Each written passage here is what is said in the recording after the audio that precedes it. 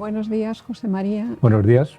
José María Bermúdez de Castro. Antes de nada, muchísimas gracias por dedicarnos tu tiempo, este tiempo. Un placer. Por recibirnos, por acogernos en el Centro Nacional de Investigación de la Evolución Humana, aquí en Burgos. Estáis en vuestra casa. Muchísimas gracias.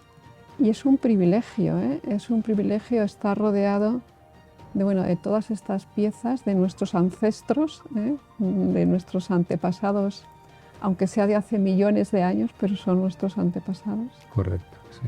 Y vamos a aprovechar este ratito que nos dedicas para hablar de la evolución humana. Eres doctor en biología, te has dedicado a la paleoantropología, has dirigido la excavación de Atapuerca, Premio Príncipe de Asturias, eres miembro académico de número de la Real Academia Española, en fin, tienes una carrera muy extensa y muy brillante. Y muy larga. Muy larga también. Muchos años. Muchos años. Bueno, pero no hay mucha gente que tiene carreras largas, pero no tan exitosas. Yo creo que a cada uno lo que es de cada uno, ¿no? Así que Bueno, muchísimas gracias. Y bueno, seguro que vamos a aprender mucho en esta charla. Además voy a empezar por una frase tuya que quizá no reproduzca literalmente, pero sí siempre dices que hay que aprender de nuestra evolución y además hay que preocuparse del futuro. Estamos preocupados acerca del futuro, ¿no? Y en los últimos años hemos estado preocupados por el futuro más inmediato, ¿no? Entonces, con estas dos grandes ideas de aprender del pasado y proyectarnos hacia el futuro, pues vamos a ir caminando por esta conversación. Con cierta frecuencia leemos en los periódicos, en redes sociales o en cualquier otro medio de comunicación nuevos hallazgos, nuevos fósiles, nuevos yacimientos menos, pero nuevos fósiles sí, y que además datan pues eso de cientos de miles de años o incluso de millones de años. ¿En qué momento estamos ahora? ¿Cuál es la situación de la ciencia en el conocimiento de la evolución? Quizá es una pregunta muy amplia, pero... Bueno, no, pero es interesante, ¿no? Porque mira, yo tengo por lo menos la referencia de los años y claro, yo empecé en 1979 con las investigaciones. Desde entonces hasta ahora las cosas han cambiado una barbaridad. No tiene absolutamente nada que ver lo que yo conocí en ese año a lo que conocemos en la actualidad. No solamente por los hallazgos, que han sido muchísimos en este tiempo, ¿no? Aún todavía se podían haber producido muchos más. Lo que ocurre es que hay muchos territorios en los que no es posible excavar, por razones geopolíticas, por razones económicas, etcétera, ¿no? Tendríamos que excavar, por ejemplo, mucho más en Próximo Oriente, que es una zona muy interesante para mí desde mi punto de vista. En China se está trabajando también mucho desde los últimos años, pero todavía queda muchísimo por conocer. Así que, todavía durante muchos años aprenderemos todavía mucho más, pero hemos aprendido mucho gracias a que la ciencia ha avanzado de una manera exponencial en aspectos como la genética, ahora la paleoproteómica y otros muy interesantes, ¿no? Por supuesto, todas las técnicas que están a nuestra disposición han permitido que hayamos avanzado mucho más y que sepamos mucho más sobre nuestros orígenes. Ha sido un salto espectacular en estos últimos 40 años en los que se ha desarrollado mi trabajo, mi vida profesional. Bueno, pues entonces vamos a empezar a hablar de la evolución. ¿Somos el resultado solo del azar? Sí, bueno, es una buena pregunta, ¿no? Efectivamente, claro, la teoría evolutiva nos dice que sí, que es el azar, ¿no? De hecho, no tenemos más que contemplar nuestro arbusto filogenético. Digo arbusto porque está compuesto por un montón de ramas que han ido desapareciendo por circunstancias de todo tipo, ¿no? Fundamentalmente ambientales, climáticas, pero también por la presencia de predadores especializados o por otros competidores, etcétera, etcétera, ¿no? Muchas de las especies que componen nuestro arbusto filogenético han desaparecido ya. Tuvieron mucho éxito, pero desaparecieron. Y solamente una de ellas, que somos nosotros, es la que ha persistido en este arbusto evolutivo. Es curioso, ¿no? Porque en un momento determinado éramos muchas especies en el planeta del mismo grupo, los homininos, y sin embargo todas han desaparecido. Entonces una de ellas, por una serie de circunstancias, hemos pervivido. Podíamos haber desaparecido y podían haber quedado los neandertales, pero las circunstancias climáticas hicieron que los neandertales desaparecieran y nosotros prevaleciéramos. Es una cuestión puramente de azar. Puramente de azar. Bueno, quizá la ciencia nos dé alguna respuesta en los próximos años, ¿o no? Sí, claro, vamos conociendo, por ejemplo, los neandertales se quedaron, porque nosotros hemos divergido de los neandertales hace unos 800.000 años. Hubo una población que se quedó en África, de la que surgió nuestra especie, y otra población que se quedó en Eurasia, en la zona más meridional, donde la enorme gran glaciación, la última gran glaciación, se encargó de prácticamente eliminar a todos los ancestros de los neandertales, que quedaron relegados al sur de Europa, se fragmentaron y se produjo una endogamia muy perniciosa. Como bien sabes, la endogamia es uno de nuestros principales enemigos. Claro, los neandertales no les quedó más remedio que cruzarse entre sí, y esto propició que su riqueza genética fuera disminuyendo. Eran una población extraordinariamente robusta, fuerte, y desde todos los puntos de vista, cultural, llegaron a crear símbolos, en fin, posiblemente llegaron a hablar, tenemos casi evidencias de que hablaban, y fueron una barrera biológica muy importante para la expansión de Homo sapiens durante nada menos que 80.000 años, que es mucho tiempo, ¿no? Pero finalmente acabaron bueno, pues, desapareciendo, y nosotros ocupamos los espacios que ellos estaban dejando totalmente vacíos. Así que, bueno, los neandertales podían haber sido esa población que hubiera tenido éxito y nosotros simplemente hubiéramos desaparecido. Y nosotros hemos sido la especie que más se ha extendido en la Tierra, y básicamente por el incremento de la fecundidad y de reducción de la mortalidad infantil, ¿no? Correcto, sí. Hubo una serie de circunstancias biológicas importantes que permitieron, largas de explicar, pero que permitieron que la tasa de reproducción, la velocidad de reproducción de la especie humana fuera mucho mayor que la de los ancestros, nuestros ancestros, los Australopithecus. Por ejemplo, no sé, nuestra lactancia, por ejemplo, es menos duradera que la de los Australopithecus, que es muy parecida a la de los chimpancés. Nosotros con 2 años de lactancia tenemos suficiente, ¿no? Lactancia natural, me refiero, ¿no? Con lo cual, una mujer puede volver a quedarse embarazada a los 2 años y medio tranquilamente, porque tiene, no tiene la prolactina con una gran intensidad, de manera que puede volver a quedarse otra vez embarazada, y una mujer en la actualidad puede llegar a tener 12 hijos, 13 hijos sin ningún problema, mientras que en el pasado las mujeres podían tener, no sé, un máximo de 3, 4 hijos. No sé, los orangutanes, por ejemplo, pues tienen 3 o 4 hijos durante su vida. Como haya una alta tasa de mortalidad, que la hay, los orangutanes es una especie que está en peligro de autoextinción. Mientras que nosotros no, nosotros pudimos salvar ese escollo de tener muy poca descendencia, empezamos a tener mucha más descendencia, y el resultado es el que tenemos ahora. Somos 8.000 millones de seres humanos en el planeta. ¿Y la reducción de la mortalidad infantil? Bueno, es una cuestión tecnológica y de nuestra cultura, que hemos desarrollado de una manera tremenda, ¿no? La mortalidad infantil hace unos pocos cientos de años era enorme, y en la actualidad pues es mucho más baja. No, pero no me refiero ahora con las condiciones que tenemos, sino me refiero en el pasado. En el pasado, ¿no? Tanto la fecundidad, el incremento de la fecundidad, como la reducción de la mortalidad infantil, la unís a el acceso a mayor número de alimentos. Sí, pero yo creo que más la tasa de natalidad que la tasa de mortalidad. O sea, de la tasa de mortalidad realmente no la conocemos, porque eso es un problema que deberíamos resolver con el registro fósil, es decir, con los fósiles que encontramos, ¿no?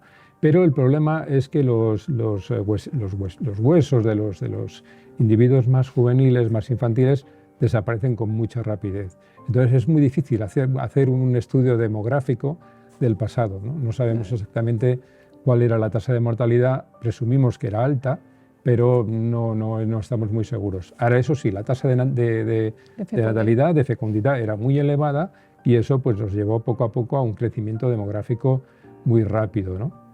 Sobre todo a partir del Neolítico, que es una transformación cultural importantísima con la aparición de la ganadería, o sea, de la domesticación de los animales y de la agricultura. En ese momento, claro, hay mucho más alimento, mucha más capacidad para poder alimentar a las poblaciones y las poblaciones van creciendo. Claro, eso puede influir en la tasa de mortalidad infantil. Pues muy probablemente sí, muy probablemente influya. Desde luego, ambas cosas han llegado al momento en el que nos encontramos. A los este 8.000 millones de habitantes en la Tierra. Hemos comentado hace un ratito que podíamos haber sido neandertales o lo que somos, miembros de la especie Homo sapiens. Pero ya los neandertales cuidaban a sus enfermos. Tenemos constancia, ya has comentado antes, que tenían un nivel cultural elevado, ¿no? Sí, sí, correcto. ¿Los fósiles dan este tipo de información? Sí, en algunos casos sí. No es sencillo, ¿no? Mira, se conoce un caso que fue espectacular, bueno, ha sido espectacular y lo sigue siendo, ¿no? De una población que vivió en un país que actualmente se llama la República de Georgia, que está en el Cáucaso, ¿no? Bueno, ahí hay un yacimiento muy importante que ha proporcionado 5 esqueletos muy completos de los primeros humanos que pisaron el gran continente eurasiático. Este yacimiento se llama Dmanisi, República de Georgia, y está muy bien datado. Tiene aproximadamente 1.800.000 años de antigüedad, que es muchísimo tiempo, ¿no? Bueno, entonces, claro, en este momento los cráneos que han aparecido tienen una capacidad craneal de unos 600 centímetros cúbicos, o poco más que un chimpancé, un aspecto realmente, bueno, no tenían nariz, un aspecto bastante arcaico, primitivo, por decirlo de alguna manera, ¿no? Y un año se encontró un cráneo totalmente desdentado, totalmente desdentado. La pregunta es, claro, en ese momento no se cocinaba, no había fuego para cocinar y, por tanto, la pregunta es cómo se pudo alimentar este individuo que tenía reabsorbido completamente el hueso del maxilar y de la mandíbula, le quedaba un diente nada más. ¿Cómo pudo sobrevivir? No sabemos la edad que tenía, probablemente no era joven, pongamos 50 años, una cosa así, ¿no? Y sin embargo sobrevivió durante meses. ¿Cómo pudo hacerlo, no? Porque normalmente en un grupo de animales, de los que vemos hoy en día, ¿no? En África, por ejemplo, bueno, pues un animal se queda sin dentición o se queda desprotegido y bueno, pues hasta luego ya el grupo se despreocupa y se acabó y ese animal pues va a desaparecer. Sin embargo, este ser humano, entre comillas, si quieres, no desapareció, sobrevivió. ¿Cómo? Con el cuidado del grupo. Es evidente que este grupo lo cuidó, ¿no? Y estamos hablando de 1.800.000 años. Claro, si llegamos a la época de los neandertales, que es prácticamente antes de ayer, nos encontramos con individuos que estaban lisiados, que tenían problemas físicos de incapacidad para moverse y sin embargo sobrevivieron durante muchos años. Quiere decir que el grupo se ocupaba de que estos enfermos no murieran, los cuidaban, ¿no?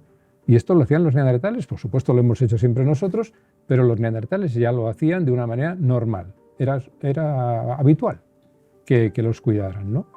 Es decir, que los neandertales ya sabemos ahora que hablaban, sabemos que tenían un cierto pensamiento simbólico, que tenían una cultura material tan desarrollada como la que teníamos nosotros en el mismo momento y que además cuidaban de los enfermos y que enterraban a sus muertos. Eso te iba a preguntar ahora, que enterraban a sus muertos, se han encontrado enterramientos tanto neandertales como por supuesto en Homo sapiens, claro. E incluso he leído en uno de tus libros que en unas excavaciones yo no sé si era China, quiero recordar China, que incluso se han encontrado ofrendas florales, ¿no? De tributo a los... Sí, bueno, está muy discutido ese tema, ¿no? Porque hay mucho polen alrededor de uno de los yacimientos, de un yacimiento neandertal, y bueno, se suponía que, bueno, que eran ofrendas de flores, ¿no? Luego pues se piensa que a lo mejor los roedores llevaban allí sedimento y que contenía polen, y bueno, pues bueno, hay un poco de debate y discusión sobre esto. Pero bueno, este es un caso curioso, una curiosidad científica, ¿no? Lo importante es que ciertamente los neandertales, esqueletos neandertales, se han encontrado enterrados, con lo cual esto ya quiere decir algo, ¿no? Hay un simbolismo funerario ¿Con importantísimo. objetos o sin objetos? Hay algunos con objetos, ¿no? Con objetos. Con lo cual, claro, por eso decía la importancia que tienen los neandertales y la posibilidad de que ellos hubieran sido los que hubieran prevalecido en la actualidad y no nosotros. De hecho, bueno, nosotros tenemos en nuestro genoma, los euroasiáticos, tenemos hasta un 4% de genes heredados de los neandertales porque hibridamos durante esos 80.000 años que he comentado, en los que la especie Homo sapiens se encuentra con Homo neanderthalensis, una especie completamente diferente, pero hay cruzamiento, fertilidad y descendencia fértil. Entonces, claro, esos descendientes fértiles de los neandertales son los que han ido aportando esos genes hasta la actualidad, hasta un 4%. 4%. Aquí en Europa es entre un 1 y un 2%, que no está nada mal. En estos, por tanto, el fósil da información morfológica, explica, por ejemplo, lo que después comentaremos de la bipedestación, pero también da elementos culturales, ¿no? Estamos hablando de que estos antepasados nuestros, neandertales, Homo sapiens, tenían sentimientos, tenían... En la evolución, cuando realmente se produjo la gran escisión, pues llegamos hasta donde hemos llegado nosotros, ¿no? Sí, sí, naturalmente, claro que sí, ¿no? La cultura siempre ha sido lo que nos ha definido, ¿no? Como género Homo, ¿no? Es la definición, ¿no? Y claro, por supuesto, es lo que encontramos. Lo que encontramos en los yacimientos es esa cultura material, pero también podemos inferir sentimientos, como es lógico, y emociones, como es normal, porque, bueno, lo que decíamos antes, enterramiento de los muertos, en fin, una serie de, bueno, incluso canibalismo también, ¿no? Por cuestiones probablemente de lucha territorial, ¿no? Toda una serie de características que las podemos encontrar en la actualidad en nosotros, ¿no? No somos tan distintos a estos humanos que nos han precedido, ¿no? Está claro, ¿no? O sea, bueno, podemos inferir muchas cosas, ¿no? No podemos entrar en su cerebro, ¿no? No podemos saber cómo pensaban, ¿no? Pero muy probablemente no eran tan distintos de nosotros. Y hay una cosa muy sencilla, es que no tenemos más que estudiar a los chimpancés. Si estudiamos a los chimpancés y observamos su comportamiento, encontramos un montón de similitudes entre ellos y nosotros, ¿no? Como la territorialidad, la jerarquía, bueno, pues la teoría socioemocional en la que los especímenes mayores se juntan con los especímenes mayores cuando ya han dejado de ser jerárquicos, la protocultura que tienen los chimpancés, por ejemplo, también, ¿no? Que unos imitan a los mayores, ¿no? Y que al final esos comportamientos se quedan dentro de cada grupo, ¿no?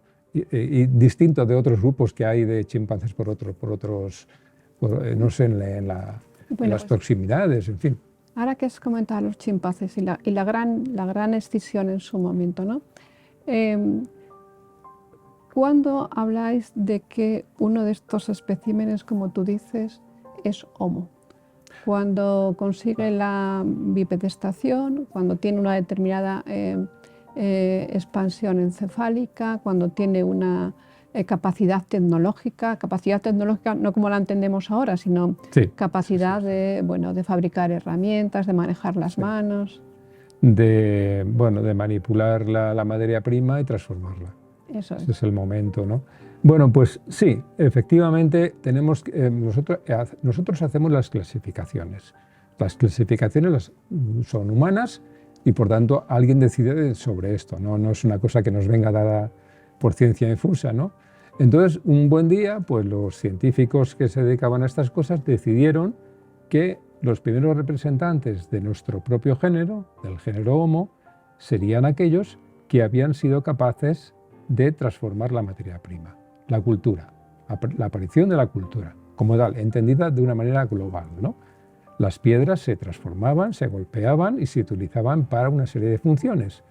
Ahora sabemos también, por ejemplo, que los chimpancés utilizan herramientas, por ejemplo, para partir frutos secos y demás, pero no transforman la materia prima.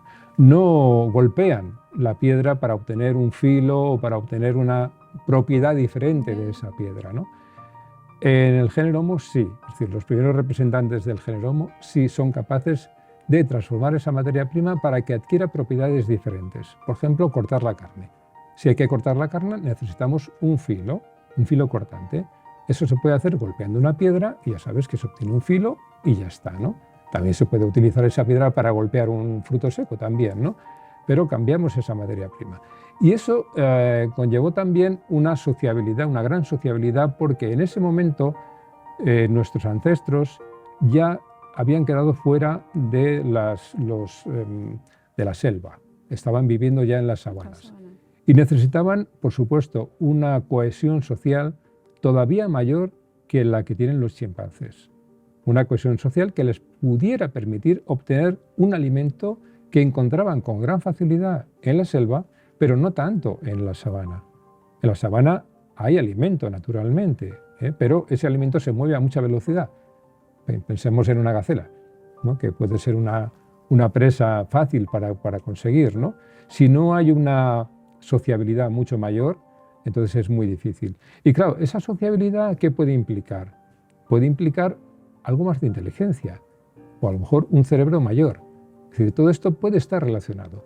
Cultura, o la aparición de la cultura, la transformación de la materia prima, la necesidad de una mayor socialización, todo esto es lo que nos ha conducido a tener un cerebro de mayores dimensiones y con mayores capacidades cognitivas. Esa es por lo menos mi opinión. O sea que estamos hablando de una inteligencia social. Correcto, correcto. Yo creo que hay una cuestión que quizá debamos aclarar, ¿no? Y es que la evolución no es lineal. Sí, sí, efectivamente. Bueno, hay una cosa muy importante que has comentado, ¿no? La evolución lineal, ¿no? Es esa imagen que tenemos todos presentes en la cabeza, ¿no? De una especie detrás de la otra, ¿no? Que procede nada menos que del siglo XIX, ¿no? Cuando Ernst Haeckel propone que nosotros tenemos un pariente que es intermedio entre los simios antropoideos y el hombre actual, ¿no? Y que Eugène Dibois, el médico Eugène Dibois, se va a Indonesia, donde pensaba que pensaban que el intermedio, el individuo intermedio, ese eslabón perdido, pues estaba entre los orangutanes y el ser humano actual, ¿no? Entonces ya hablaban de esa secuencia lineal, ¿no? Todo eso ya ha pasado, ¿no? Lo que pasa es que la imagen es muy bonita, se sigue utilizando y ya está, ¿no? Entonces, efectivamente, la evolución no es lineal, es ramificada, muy ramificada, como decía antes, un arbusto evolutivo, ¿no? Un arbusto evolutivo con muchas ramas y una de esas ramas somos nosotros, ¿no? Yo tengo la impresión de que algunos genes, por supuesto, han cambiado desde hace 200.000 años cuando nuestra especie aparece en el este de África, ¿no? O en África en general, ¿no? Bien, sí, algo ha cambiado en nuestro genoma, nuestra riqueza genética puede ser diferente, distinta, puede haber empeorado en algunos casos, pero en otros casos ha mejorado. Y claro, yo la pregunta que me hago, ¿qué puede pasar, qué podría pasar si ahora tuviéramos un ejemplar de estos humanos cromañones o africanos todavía de hace 50.000 años que pudiera venir a la actualidad, que pudiera nacer en una familia acomodada, que pudiera darle estudios a ese individuo, ¿no? ¿Podría llegar a la universidad? Yo estoy convencido de que podría ser así. Ya no digo un neandertal, ya no estoy hablando de Homo erectus, estoy hablando de un ejemplar de nuestra propia especie, ¿no? ¿De hace 200.000 años? Sí, 200.000, 50.000. Yo creo que sí, que podría llegar a la universidad y que podría educarse de una manera refinada y demás y tener una conversación como la que estamos teniendo en la actualidad. Estoy casi convencido, Porque es que si miramos los esqueletos de hace 200.000 años y los comparamos con los de la actualidad, pues nos vamos a encontrar que el esqueleto a lo mejor es un poco más robusto, tiene más infraestructura, más superestructuras óseas y demás, y que nosotros nos hemos quedado un poco más, somos más livianos, el esqueleto es más liviano. Pero eso es consecuencia de nuestra alimentación, de la dieta propia del Neolítico, en el que predominan las especies domésticas, tanto vegetales como animales. Tenemos una dieta que es completamente diferente, ya no es me tengo que comer un filete de jirafa, ¿no? Sino que puedo comerme un plato de arroz o me puedo tomar un poco de pan, ¿no? Entonces nuestro aspecto físico desde luego es algo más liviano. Hemos perdido peso con respecto, óseo sobre todo, peso óseo con respecto a nuestros ancestros, pero el cerebro, ¿qué ha pasado con el cerebro? No lo conocemos, no lo sabemos, porque el cerebro no fosiliza y por tanto no sabemos qué podían pensar o qué pudieron llegar a pensar si hubieran vivido en el siglo XXI. Todo esto es un gran misterio que no podemos resolver porque, insisto, no tenemos una máquina para viajar en el tiempo. Vamos ya avanzando en nuestra charla y llegando a las preguntas finales. Y una de ellas, yo creo que ha salido a lo largo de toda la conversación, es, a lo largo de toda tu vida profesional, ¿qué has aprendido de la evolución humana? Pues muchísimas cosas. Desde luego, mira, hay una cuestión que es el antropocentrismo, ¿no? Que bueno, durante una época pues es muy importante, ¿no? O sea, el ser humano, el hombre, la mujer, se considera en el centro del universo, ¿no? Todo esto, por supuesto, ya sabemos que no es así, ¿no? Pero el estudiar la evolución humana no solamente te confirma esto, sino que te refuerza muchísimo esa idea, ¿no? Entonces te baja mucho del pedestal, ¿no? Te dice, bueno, ¿qué somos realmente, ¿no? ¿De dónde procedemos? ¿Qué somos, ¿no? Todo eso ya es importantísimo, ¿no? Esa cura de humildad es fundamental, ¿no? Y, por supuesto, al estudiar evolución y al estudiar la teoría evolutiva y al estudiar lo que podemos llegar a ser, nos damos cuenta de que no lo tenemos muy bien si no aprendemos cuestiones que sabemos ya de la evolución en general, no solamente de la nuestra, sino de todas las especies, ¿no? Y esto, pues, desde luego, pues, nos hace pensar muchísimo, nos hace reflexionar sobre ese futuro, ¿no? Para mí ha sido lo más importante. Yo creo que el estudiar la evolución humana ha cambiado mucho mi forma de pensar y mi vida en general. Entonces, por ejemplo, después de lo que nos ha pasado estos 2 últimos años, con una pandemia que, bueno, pues que ha tenido las consecuencias que ha tenido en morbimortalidad, para ti no es una cura de humildad, era algo que ya conocías perfectamente. Claro, bueno, es que mira, hace no sé, 1.000.000 de años los grupos eran muy reducidos, muy pequeños, no tenían contacto entre sí, y si había algún microorganismo, de los muchos que hay en la actualidad, que podía acabar con ese grupo, pues se acababa el grupo y se acabó. Pero no se lo podía contagiar al otro grupo porque a lo mejor estaba a 200 kilómetros de distancia. Ahora en la actualidad, pues somos eso, lo que decíamos antes, 8.000 millones de personas en el planeta que estamos conviviendo de una manera muy cercana, ¿no? Sobre todo porque hemos ideado las grandes urbes, ¿no? Imagínate, por ejemplo, Pekín, Shanghái, Ciudad de México, con 25 millones de habitantes, todos hacinados, ¿no? Entonces, claro, ahí tiene cualquier microorganismo tiene unas condiciones fantásticas para poder reproducirse, contagiarse con gran facilidad, y eso pues ha facilitado, y por supuesto los viajes que hacemos ahora mismo en avión, en coche, etcétera, y que nos aproxima a todas las poblaciones mundiales, ¿no? Claro, todo esto facilita mucho que haya contagios y que cualquier microorganismo, sea muy mortal o sea muy leve, al final acaba. Y esto, desde luego, es un gran peligro, porque este microorganismo pues, ha sido fatal para la especie humana, y en el futuro pues, podrá haber más, lo sabrá. Siempre lo ha sabido y los va a seguir habiendo, claro. Cuando venía hacia aquí, hacia este Centro Nacional de Investigación de la Evolución Humana, he visto bueno, pues, diferentes actividades divulgativas que realizáis.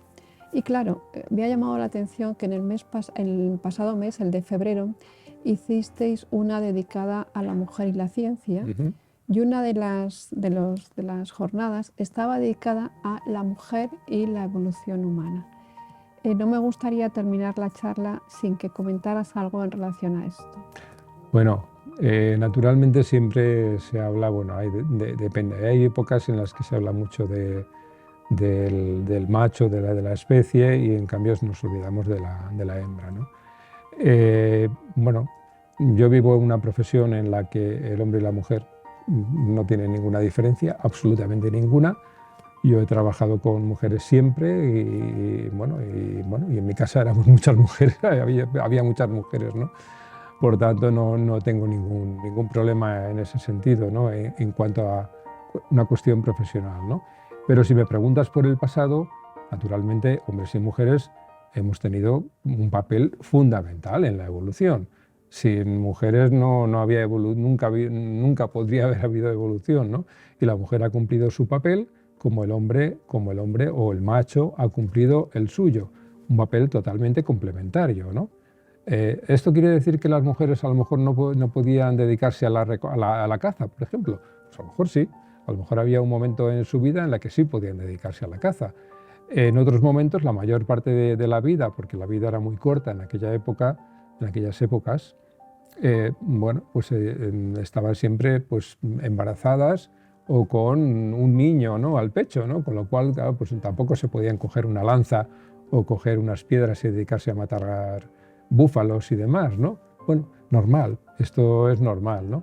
La recolección probablemente fue cosa tanto de hombres como de mujeres, ¿no? Es decir, no había una diferenciación tan grande, la única era la biológica. La biológica, pues el hombre no tenía que... La talla, el peso... Sí, bueno, la talla y el peso siempre han Siempre han sido sido una menores. diferencia, pero no muy grande, ¿no? Se habla de dimorfismos sexuales, de diferencias de tamaño y peso en los primeros representantes de nuestra genealogía, pero poco a poco esa diferencia fue disminuyendo hasta tal punto que en la actualidad es de un 5 o un 10% nada más, o sea, en las poblaciones, es muy poco, ¿no? En otras especies de simios antropoideos, no sé, gorilas, por ejemplo, pues sí, pero es que es una forma biológica de comportarse completamente distinta a la nuestra, ¿no? En chimpancés, por ejemplo, el dimorfismo sexual es un poco mayor que nosotros, pero tampoco demasiado, ¿no? Y nosotros, pues no hay grandes diferencias, ¿no? Porque nuestro estilo de vida social no lo requiere. Entonces, ahora mismo, pues ya te digo, es un 5, un 10%, es una diferencia que realmente no es demasiado grande, ¿no?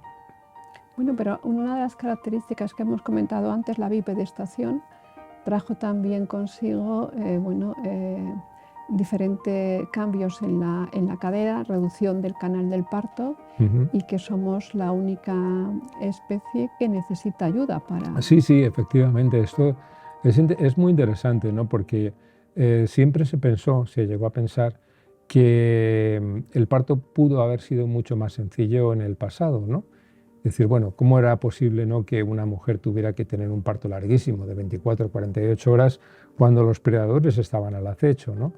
Y sin embargo, hay estudios que indican, que sugieren que las hembras de Australopithecus medían 1,20 m de estatura, por tanto eran más pequeñas, sí, muy pequeñitas y por tanto pequeñas en todo, incluyendo el canal del parto. Por tanto, aunque la cabeza del recién nacido fuera mucho más pequeña, pero también el canal del parto era mucho más pequeño. Y por tanto las condiciones de un bípedo no son las de un cuadrúpedo. Un cuadrúpedo da a luz con una facilidad tremenda, pero tremenda, ¿no? En un bípedo como nosotros, que además somos bípedos desde hace 7 millones de años, según lo que dicen algunos expertos, el parto siempre ha sido complicado, ¿no? Y por tanto ha necesitado de ayuda, seguramente de otras hembras, probablemente, que ayudaban al parto, ¿no? Y esto parece que siempre ha sido así. Mientras no se demuestre lo contrario, la bipedestación, desde luego, pudo ser una gran ventaja evolutiva en algunos momentos, porque nos liberó de las manos, por ejemplo, pero también tuvo unas consecuencias que pudieron ser complicadas a la hora de algo tan importante como es el parto, ¿no? Bueno, ya una última pregunta que yo cuando me toca bueno, pues mantener estas charlas siempre hago. ¿Qué te gustaría decir o qué te gustaría que te hubiera preguntado y que no lo he hecho? Bueno, no sé, a mí siempre me gusta explicar las claves de la evolución humana y muchas de ellas han ido saliendo, ¿no? Desde luego la bipedestación o no sé, por ejemplo, la aparición del fuego, ¿no? Pues la aparición del fuego ha sido un elemento socializador importantísimo, ¿no? Mira, del fuego se conoce realmente un poco cuándo pudo surgir. Cuándo estaba expandido socialmente, sí se sabe. Hace unos 400.000 años en Europa parece que el fuego ya estaba extendido. 400.000. 400.000 años, ¿no? Y ya los neandertales, por ejemplo, lo utilizaban de una manera continuada. Es más, se han excavado yacimientos aquí en España en que no hay sedimentos, hay cenizas, solamente cenizas, con lo cual el fuego se mantenía encendido todo el tiempo, sin apagarlo nunca. Algo realmente increíble. Y para mí yo creo que el fuego ha sido un elemento social dinamizador importantísimo. Primero, nos cambió la dieta. Algo es evidente, ¿no? Es decir, que no es lo mismo comerse una chuleta cruda que una chuleta pasada por fuego, ¿no? También nos aumentó el número de horas del día, porque éramos capaces de estar, teníamos luz, estábamos, por ejemplo, al amparo del abrigo de una cueva, de cualquier otro sitio, o al campo, al aire libre, pues teníamos más horas de luz, teníamos más horas para comunicarnos entre nosotros. Quizá facilitó el lenguaje, algo tan importante como el lenguaje, ¿no? Algo de lo que no he hablado también, ¿no? Algo muy importante, ¿no? El lenguaje, por ejemplo, muchos expertos han intentado saber cuándo empezamos a hablar, ¿no?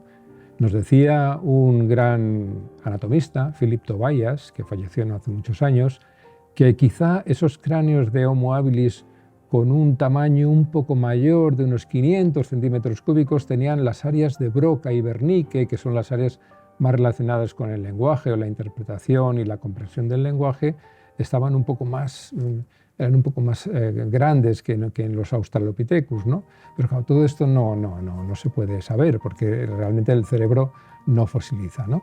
Y bueno, pues todas las personas que han intentado conocer el lenguaje se han encontrado con un problema, y es que las partes blandas no fosilizan, con lo cual es imposible saber cómo era el aparato que vocalizaba, ¿no? que nos permitía la emisión de una voz, ¿no? Sin embargo, unos compañeros nuestros del equipo de Atapuerca pues han estudiado la audición. Han estudiado los huesecillos del oído medio y gracias al concurso o la colaboración con ingenieros acústicos han podido hacer una audiometría a los muertos, es decir, a seres humanos que vivieron hace 400.000 años, 200.000 años, 100.000, 50.000, etcétera, incluso más. ¿Y qué se han encontrado? Pues que la audición, el audiograma que se puede generar a través de esos modelos, con esos huesecillos del oído medio, en los neandertales es idéntico al nuestro. Es muy importante. Si le hacemos un audiograma a un chimpancé, nos vamos a encontrar que ellos escuchan con gran facilidad en unas frecuencias muy agudas, porque ellos lo que necesitan es gritar y sobre todo vocalizar. Nosotros tenemos una cosa muy importante, utilizamos consonantes, vocales y consonantes, con lo cual construimos cientos de miles de formas diferentes en las 7.000 lenguas que hay en el planeta en este momento, ¿no? Necesitamos una banda ancha de frecuencias. Y con esa banda ancha de frecuencias somos capaces de construir un lenguaje complejo. Bueno, esto es lo que tenían los neandertales y lo que tenemos nosotros, por lo cual podemos inferir que los neandertales seguramente hablaban. Y ese fue a lo mejor el éxito de nuestro encuentro. Nuestro encuentro, después de muchísimos años de separación, nos encontramos y empezamos a comunicarnos y probablemente durante 80.000 años seguramente hablamos un lenguaje común. De hecho es muy interesante, ¿no? Que hay cuevas de neandertales en las que hay utillaje sapiens y al revés, cuevas sapiens en las que hay utillaje neandertal.